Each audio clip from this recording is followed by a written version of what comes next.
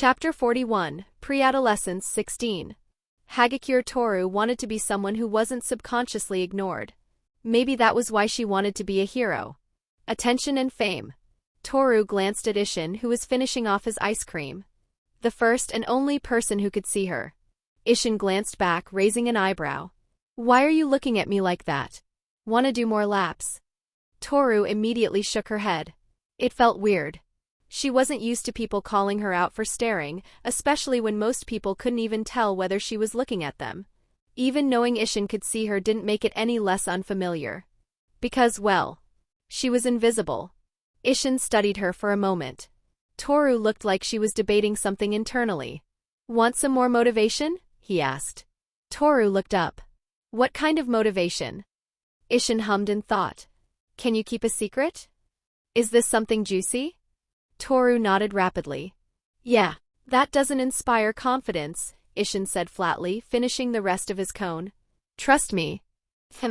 He eyed her excited expression with suspicion. Well, if it motivates you enough.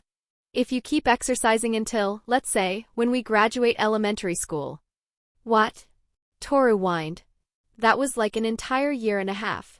I'll tell you how my quirk works. That made Toru freeze. This might be a once-in-a-lifetime opportunity. After a few seconds of silence. Deal? No backing out. Okay. Ishin nodded. Now get up. We've got more sprint sets. We've rested long enough. We? Toru muttered. You mean me? Coaches don't play. Darn it. Time passed, yet the view in the nearly park was consistent as always. You know, Ishin said, I'm pleasantly surprised you've kept this up for so long. Why are you the one who's surprised, Shirsho? Toru asked between gulps of water. For someone who calls me that, you certainly have remarkably little respect for me, Ishin replied, popping a piece of mochi into his mouth. Well, Shirsho rolls off the tongue better than Shunkin-kun, Toru said, looking away. Can't argue with that. Ishin shrugged. Still, I'm a little proud of myself. Why are you proud of yourself instead of your student? Toru protested. I've put in so much effort over the past year. Really?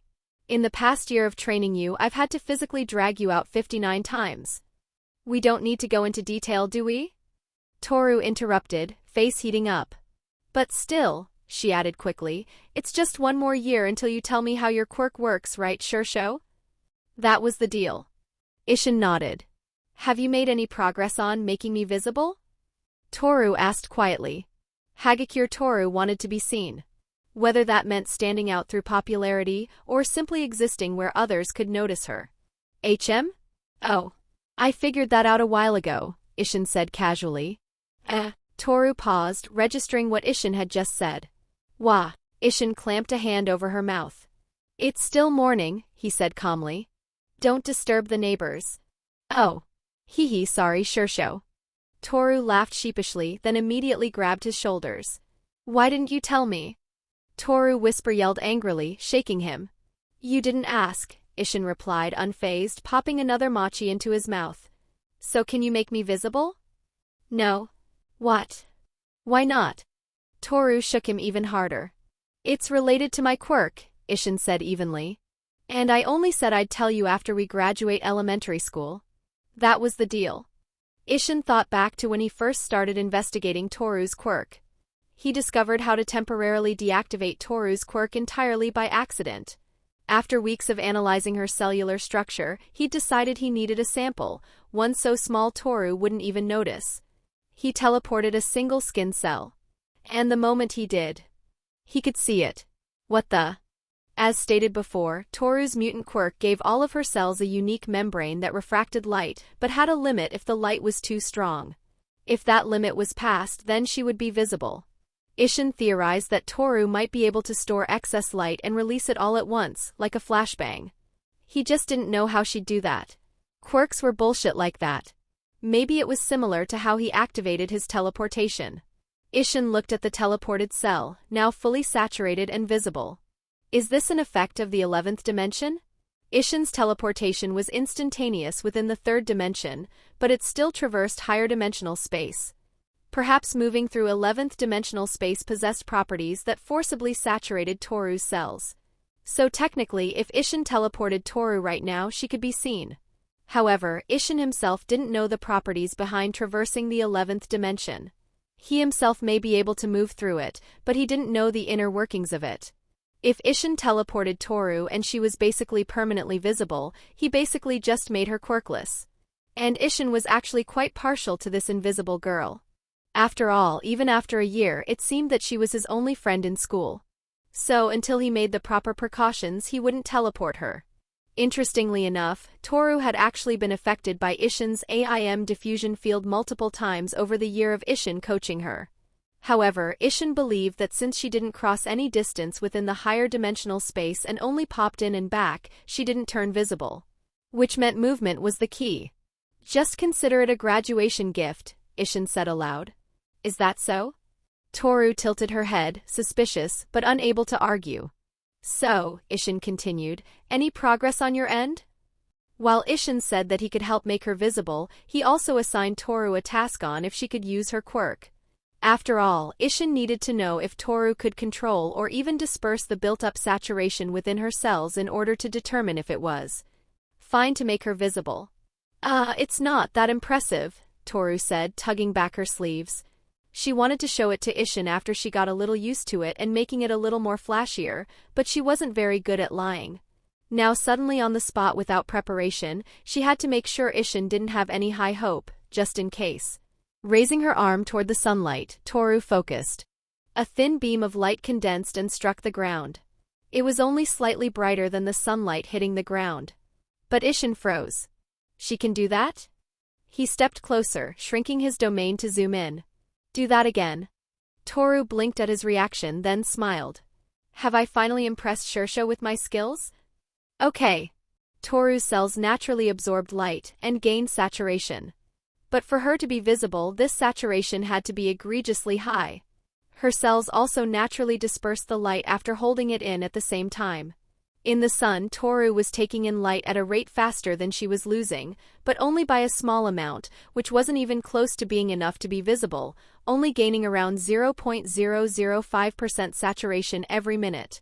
And by the time night came, since she wasn't getting any sunlight, naturally by the time she woke up all of that built-up saturation was gone. However, what Ishin was seeing now was that Toru was somehow expelling the saved-up light that her body held. Since Toru was immediately using up the barely saved energy, the beam was only a little bit brighter than the sunlight. But for Ishin, just knowing that Toru could expel the saved energy was a good thing. Can you control where it goes? Ishin asked. Of course. Toru said confidently, pointing it toward a different area on the ground. Wait a few seconds before releasing everything, Ishin said. Toru was a little confused but still nodded. After a few seconds, a light brighter than her original beam was expelled, causing Ishin to squint. This might be game-changing. After all, if Toru could expel the saved-up light, then Ishin didn't have to worry whether he would accidentally make Toru quirkless. Additionally, just based on the small sample Ishin had of her cells, even moving a little within 11th dimensional space charged up the saturation to its maximum, or at least to the point where she was visible. If Toru could expel all of that light, even he might get blinded. Well, even with this discovery, Ishin wasn't going to do anything until graduation. Mainly because it felt awkward to just take back his statement. I'm impressed, Hagakure, Ishin said. Heh. You finally see my talent? Toru puffed out her chest proudly. Yeah. He nodded. Hey, if you're that blunt about it, even I might get embarrassed. Toru scratched the back of her head. You're not a shonen protagonist, so don't scratch your hair like that. Ishin said flatly. It isn't sanitary. And do 10 more laps, we still have school to go to. I can't even bask in my talent? Chapter 42, Pre-Adolescence 17. It's finally over. Toru threw her hands into the air, celebrating her graduation and the end of the painfully boring ceremony. Sure, it was a day for goodbyes with some friends, but there was something that demanded her attention far more than sentimentality. Today was the day Toru would finally learn Ishin's trick.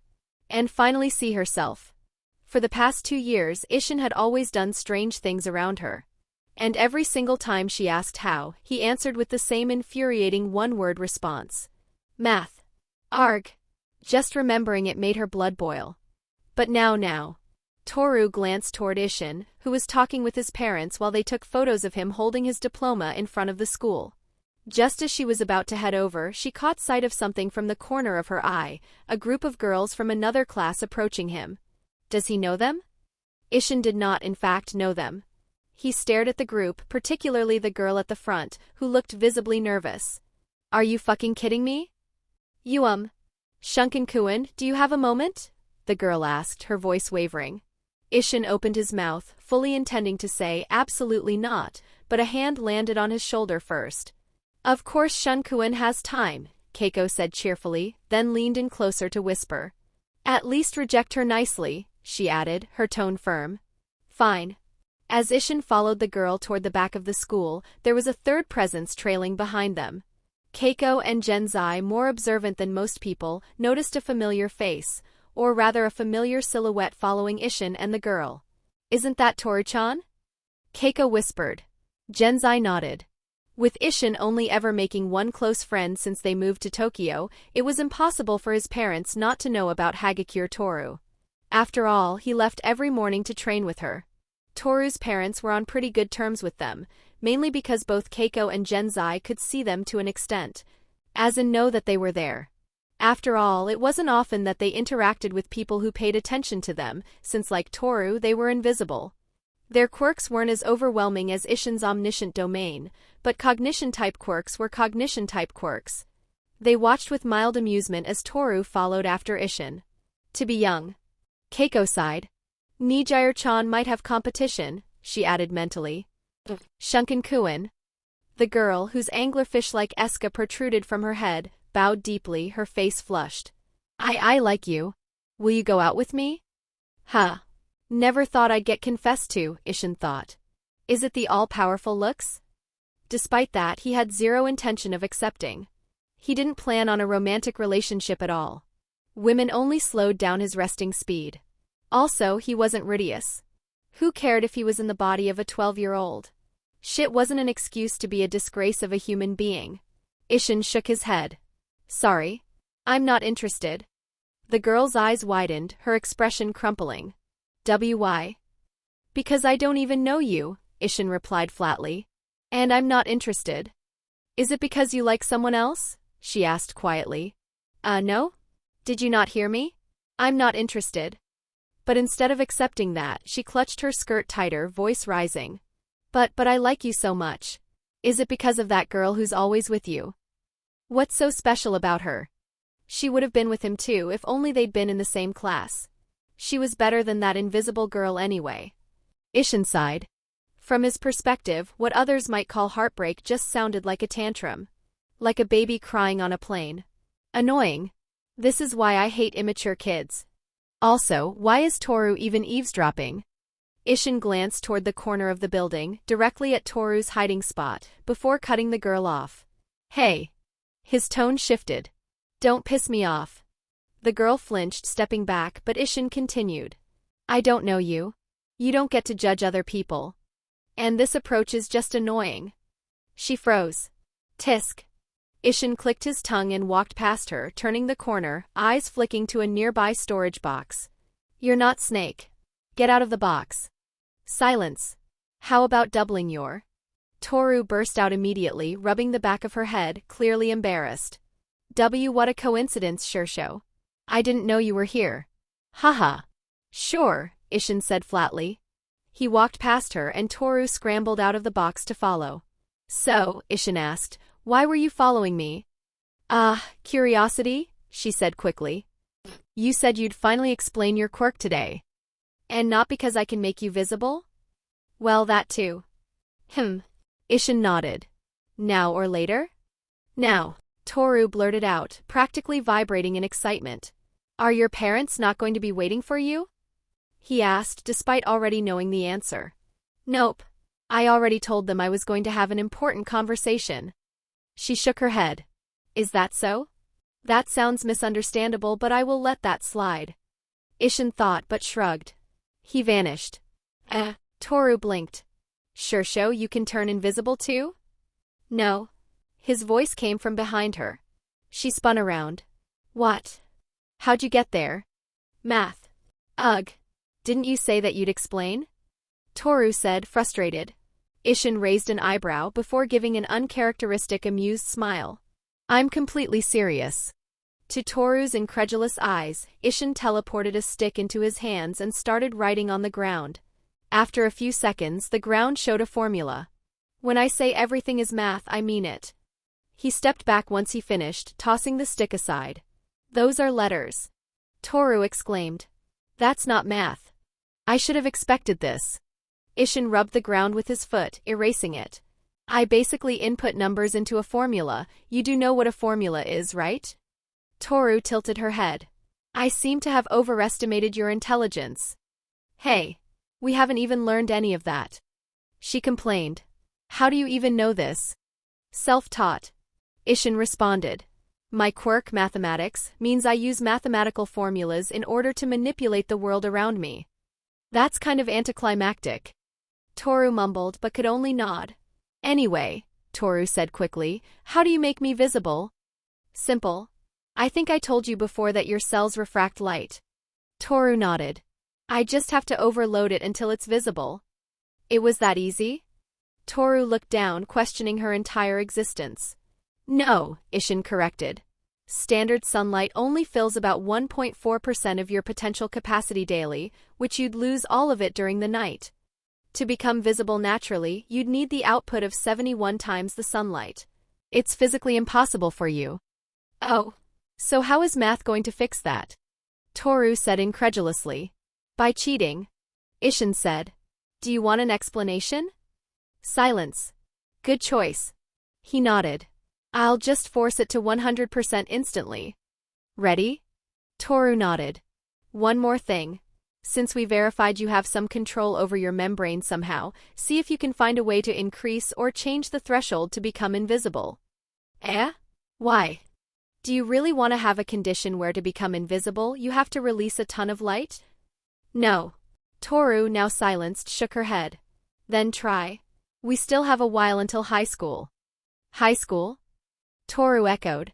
Ishin raised an eyebrow. Are you not going to apply to UA?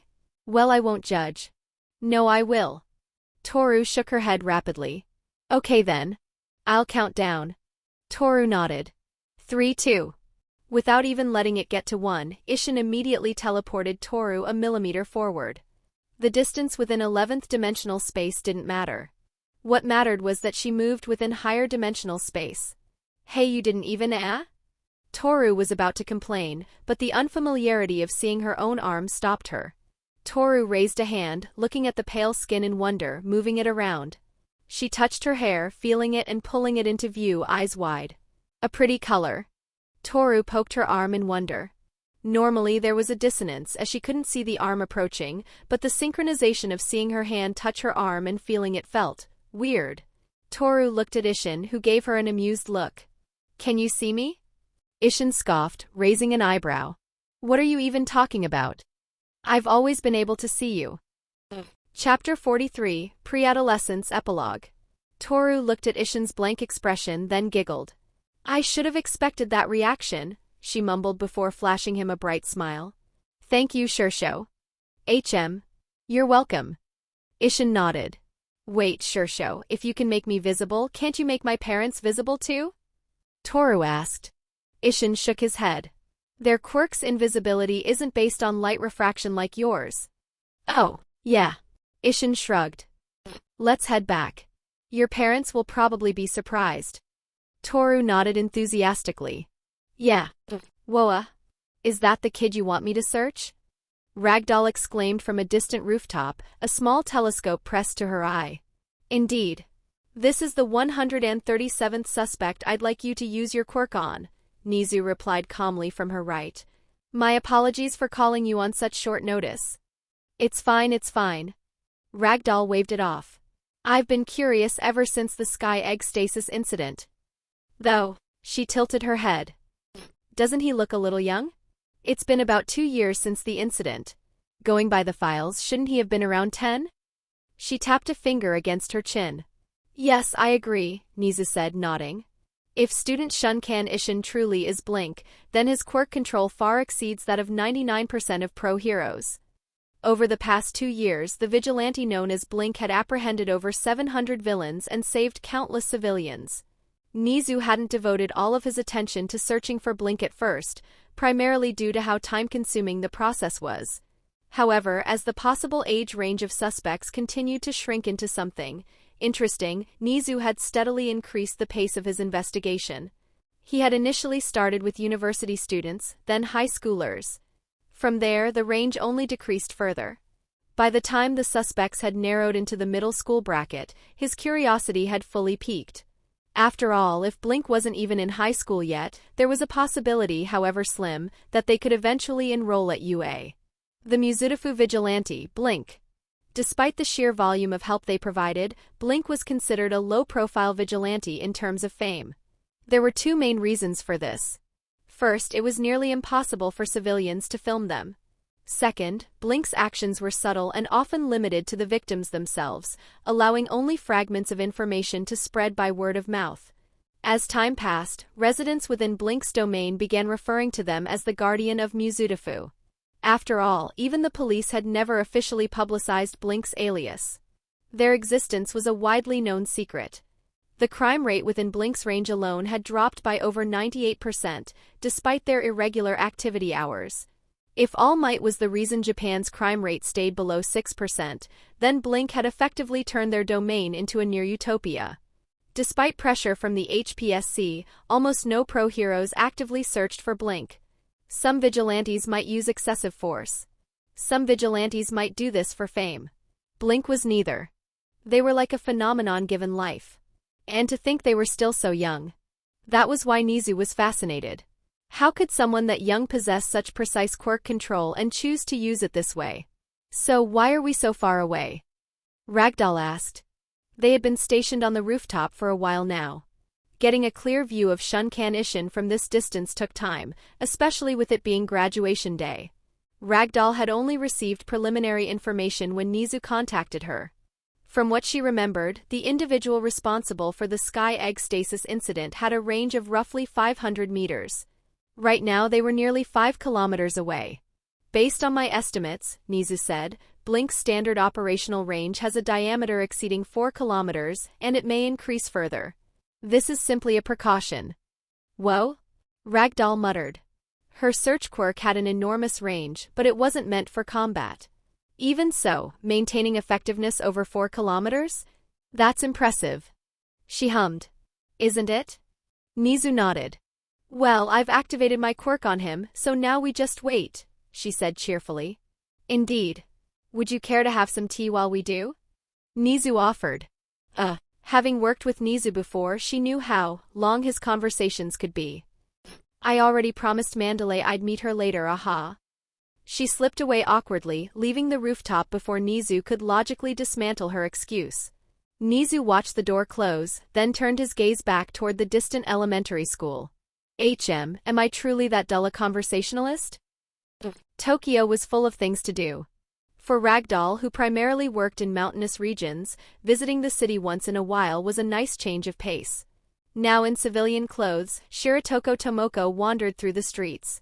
Over the past 2 years, she'd assisted Nejire with his investigations purely out of curiosity. Thankfully, Nejire understood that she was a pro-hero who frequently worked outside the city, so he only called her in when suspects were clustered in densely populated areas. As the number 32 pro-hero, Tomoko knew that every hero had their own specialty. Still, even with 7 years of experience, she had never seen a spatial-type quirk this effective. For the first time in her pro-hero career, a thought crossed her mind. Are quirks really supposed to be this powerful?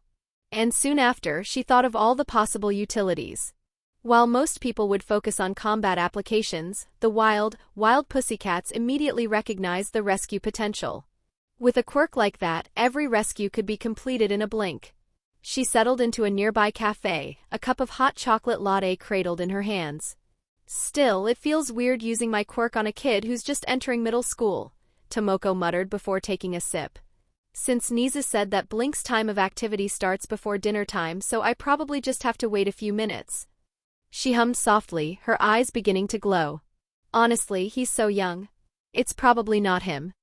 The level of control she'd witnessed during the sky egg stasis incident shouldn't have been possible for an elementary. Huh? Tomoko blinked.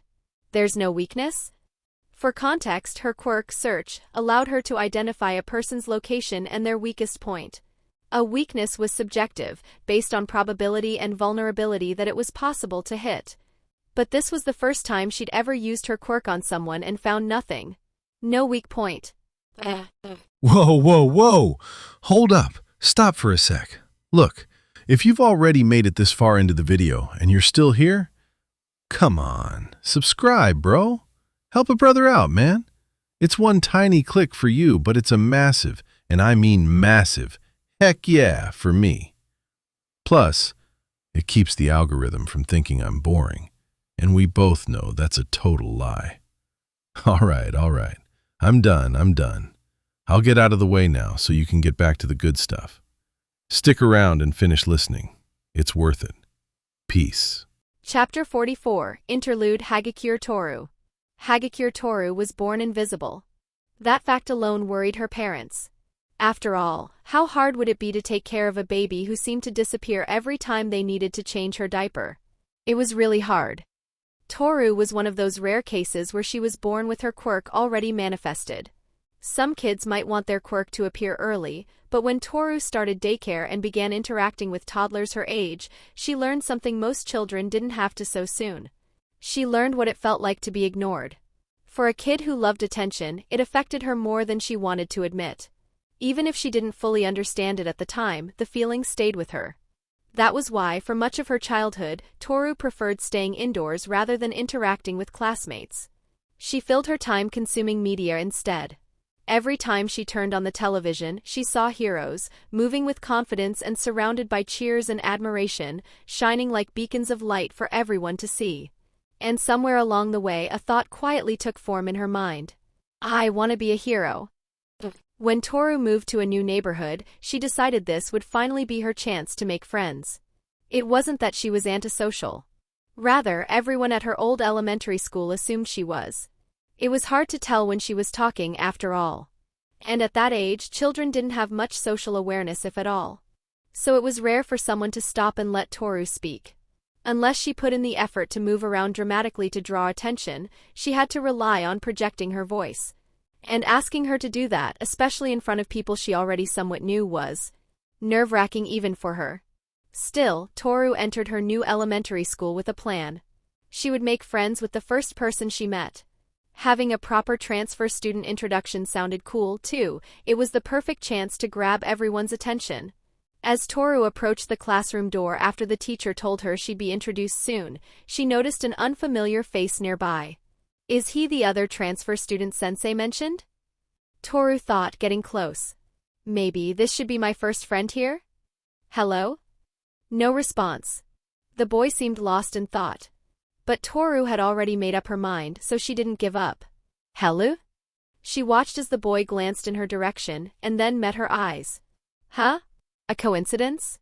His eyebrow lifted slightly in surprise, but his gaze stayed fixed, right where her eyes should be. Toru could see the boy's golden eyes clearly. Hello. It feels weird to have eye contact. Hi. Toru smiled brightly. You're a transfer student too, right? The boy nodded. What's your name? Something about the moment felt unfamiliar. It's almost like, I'm Hagakure Toru. My name is Shunkan Ishin. Nice to meet you, Shunkan-kun. She spun herself in a circle, proudly showing herself off. It was the kind of exaggerated enthusiasm Toru was familiar with. But when she finished, they locked eyes again. That same strange feeling returned.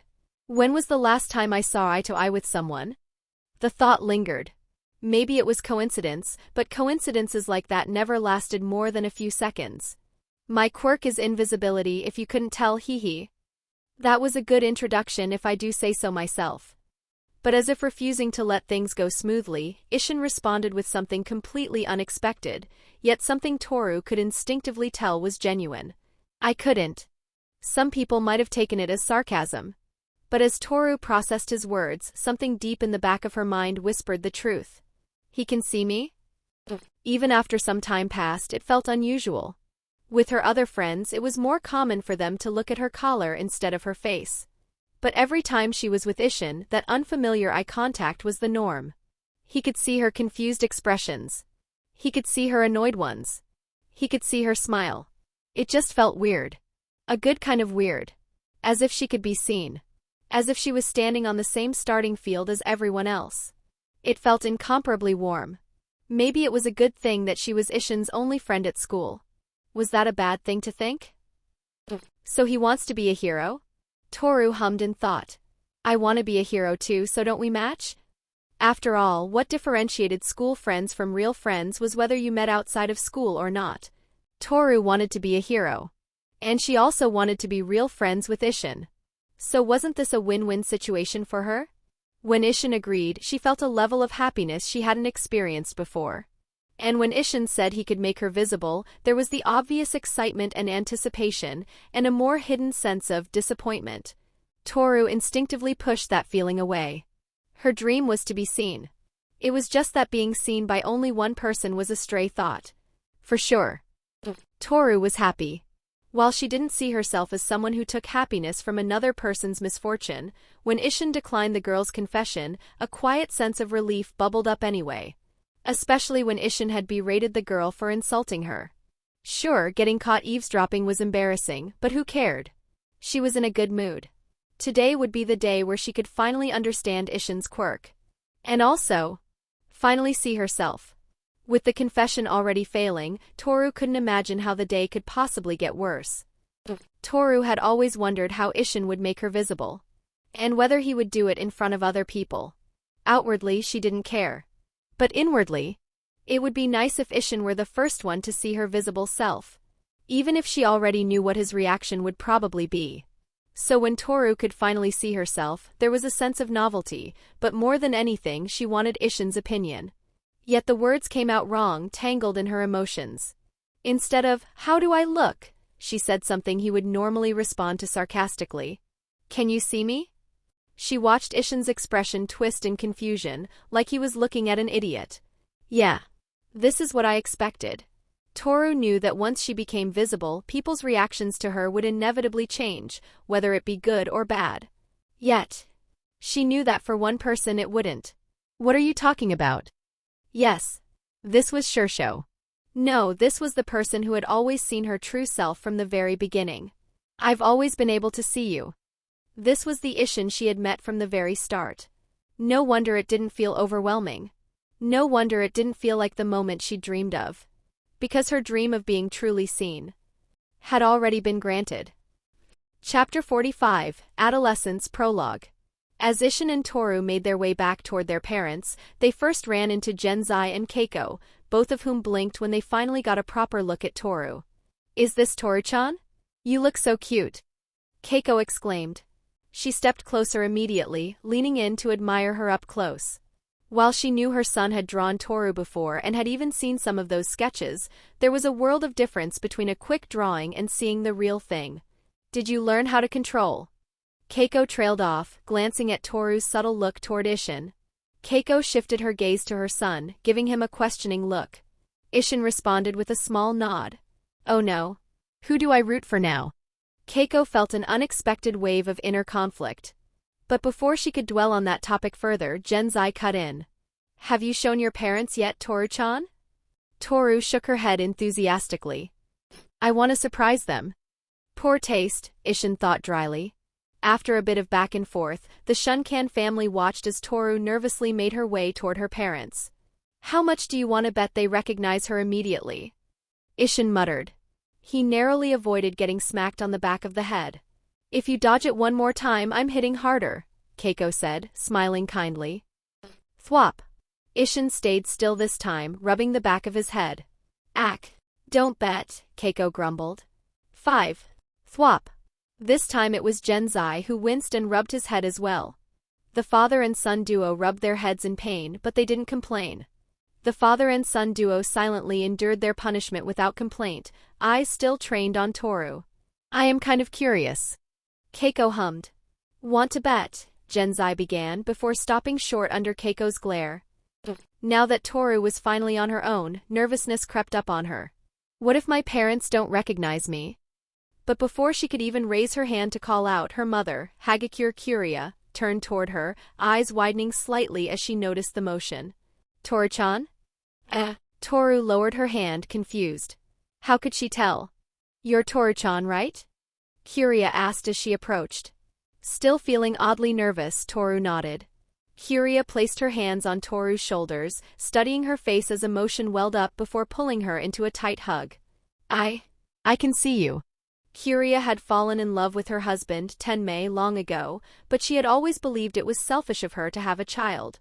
She knew better than anyone what kind of experiences Toru would face after being born. That guilt was why she had resolved to shower Toru with as much love as possible, to make up for everything she couldn't protect her from. And yet, no matter how much Kiria wanted to keep Toru within her sight, she knew that interacting with others would inevitably bring that quiet, painful feeling of being overlooked. Each time Toru spoke less about her friends. Each time she spent longer in front of the television. The guilt only grew.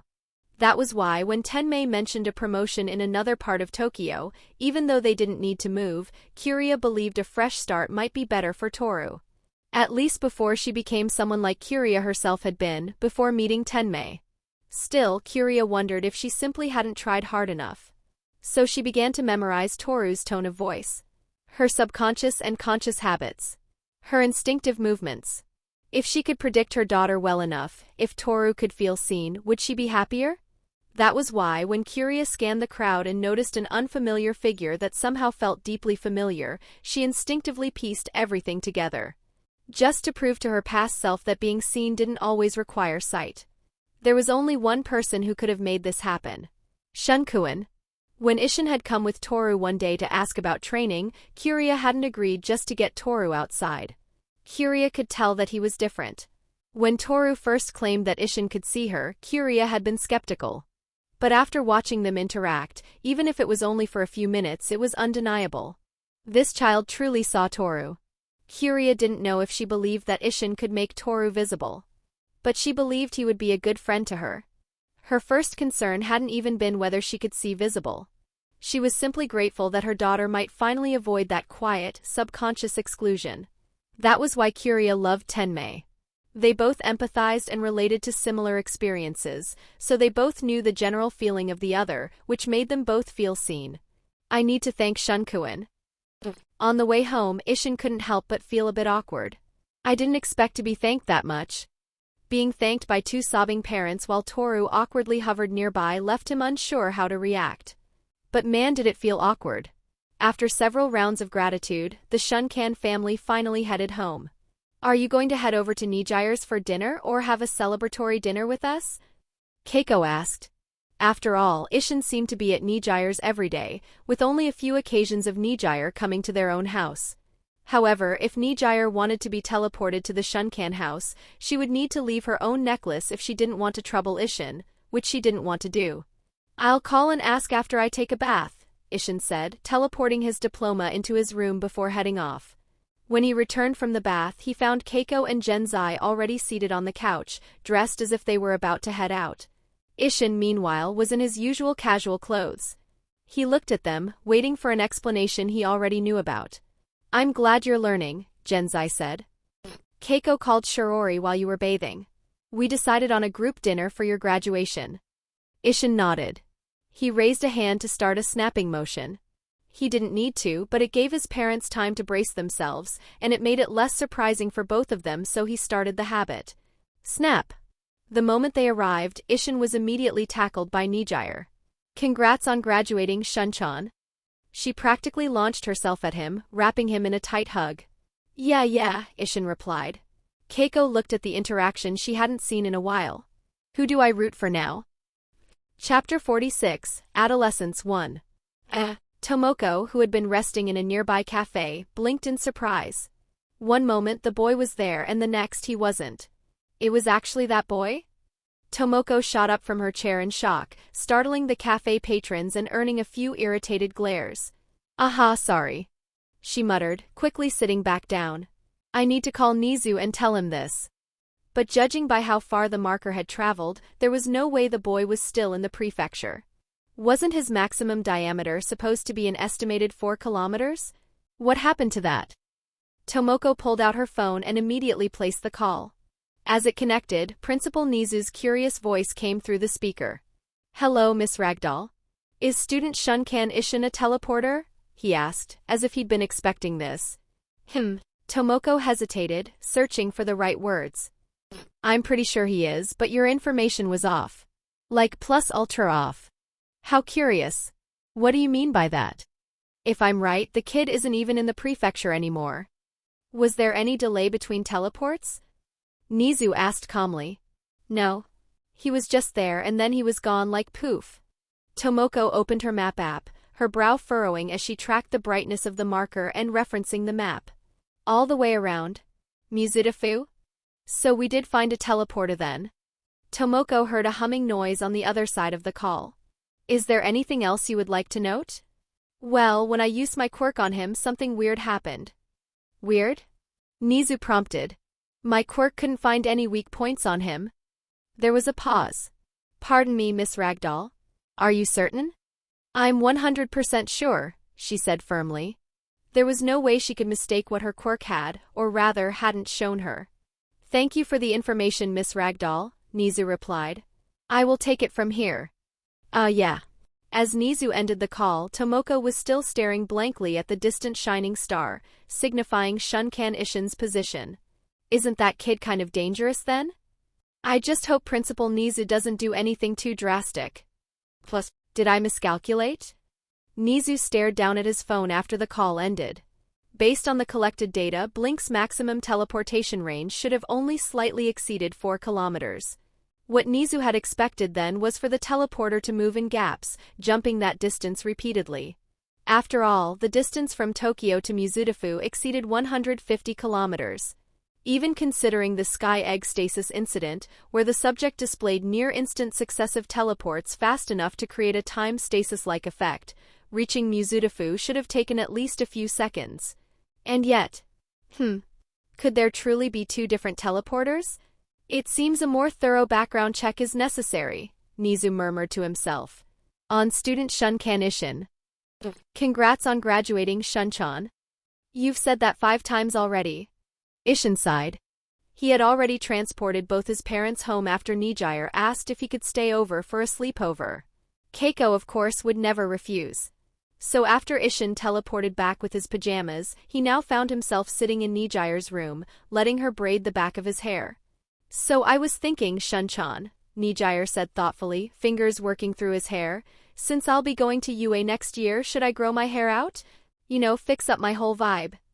Her twin spiral curls had gotten longer lately, and she'd been itching to try something new. "Why are you asking me?" Ishin replied. "And why are you so confident you're getting in?" "Well, because I have you to help me," Nejire said cheerfully. "Smooth talker," Ishin hummed. "If you can't decide, just grow it out. The only reason I haven't cut mine yet is because I can't decide either." "You're going to cut your hair?" Nejire stopped braiding him. "Why? It's so cute right now." "I can't keep long hair forever." He shrugged. As long as it wasn't egregiously bad, he honestly didn't care what haircut he had. "Why not?" "Who knows?" Ishin shifted slightly. "So, do you actually need help getting into UA? We already work out a lot after school and we're probably going to keep doing that anyway." Well, I heard the entrance exam is part written and part practical." Nejire trailed off. It was a little embarrassing to admit her grades were only average. Ishin hadn't said anything about his own grades, but he was easily the smartest person she knew. "Oh," Ishin said, glancing back at her, "you're worried your mediocre grades won't cut it?" "They're not mediocre."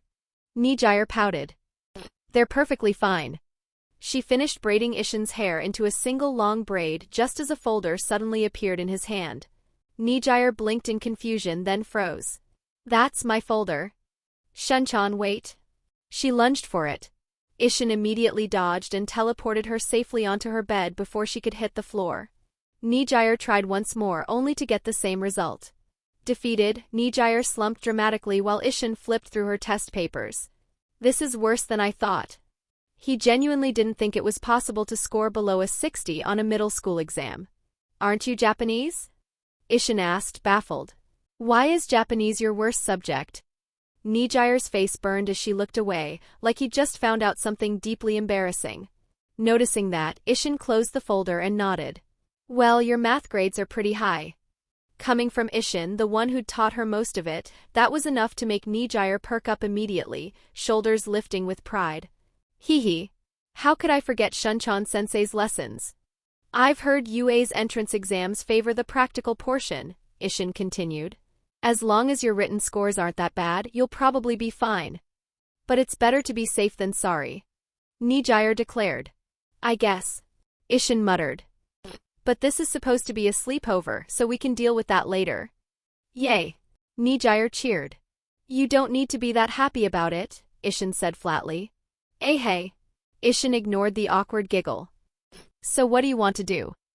Nejire looked around the room before spotting a stack of paper. Ew. Let's try origami. I heard from a friend that if you fold 1,000 paper cranes, your wish will come true. We don't even have 1,000 sheets of paper, Ishin replied, though a box full of paper still teleported into the middle of the room. Then 100 should be enough. Nejire said happily, already grabbing a sheet. Ishin looked down at his own paper, mentally retracing the steps to fold a crane. Then he paused and glanced at her. Do you even know how to make one? Nejire just smiled at him. Ha! Ishin sighed. Come here. I'll teach you. As if she'd been waiting for that exact answer, Nejire immediately scooted over and sat beside him, paper in hand. I'm surprised you suggested this when you didn't even know how to fold a crane. I might not know a lot of things, Shunchan, Nejire said, nodding seriously. But I know you do. Chapter 47, Adolescence 2. Am I really doing this properly? Nejire wondered, staring down at her rather deformed paper crane. Ishin leaned over to look at it. I didn't even know this was possible. He glanced at his own crane, which looked like it had been mathematically calculated to be absolutely pristine. If anything, Ishin's perfect attempt only highlighted the difference between the two. I'm pretty sure I was watching you the entire time. Ishin muttered, eyes flicking back to Nejire's crane. But I guess it's fine. He teleported another sheet of paper into his hand, cleanly trimming it down into a square mid-transfer. Would you like another step-by-step? MHM. Well, that one looks pretty good, Ishin mused as Nejire proudly paraded the new crane around the room. Even if it took 3 explanations. Nejire had kept asking questions like, how does this fold turn into that, which somehow turned Ishin into an impromptu origami anatomy lecturer. Only after he'd explained the entire structural logic of a paper crane did Nejire finally seem to get it. Doesn't it look so cute? She asked, holding it up for him to see. It looked, well, like any other paper crane. And Ishin wasn't the type to sugarcoat things. It looks like any other paper crane, he said plainly, earning an immediate pout.